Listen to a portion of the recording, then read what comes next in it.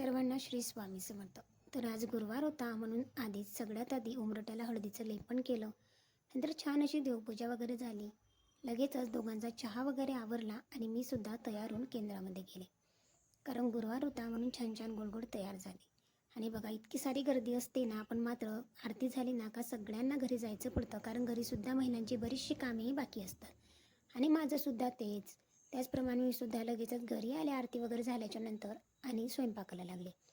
जायच्या आधीच 2-3 आलू होते, त्याला 2-3 शिट्या लावून घेतलेल्या होत्या, म्हणजे उकळून घेतलेले होते. आणि लगेचच घरी आली, कांदा बारीक चिरून घेतला, जिरं मोहरीची फोडणी दिली, नंतर कांदा टाकला, मीठ टाकलं, हळद टाकली, गरम मसाले होते ते टाकून दिले, किचन किंग गरम मसाला टाकला, थोडंसं पावडर मसाले ॲड केले त्यामध्ये आणि हिंगसुद्धा टाकला.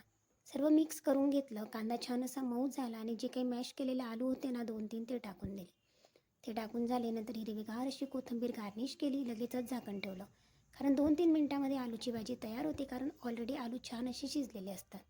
तोपर्यंत चपातींची कणिकसुद्धा मळून ठेवलेली होती. लगेचच छान छान अशा गरमागरम फुगीरदार चपात्या बनवल्या. छान अशा मऊसूत चपात्या असल्या ना का दिवसभर राहतात सुद्धा, आणि आऊंनासुद्धा टिफिनमध्ये देत असते, त्याच्यामुळे दिवसभर त्या मऊ अगदी लुसलुशीत राहतात. गरमागरम चपात्या बनवून झाल्या. किचन मात्र आवरायचं बाकी होतं, तोपर्यंत आऊंना इथे ब्रेकफास्टची तयारी केलेली होती.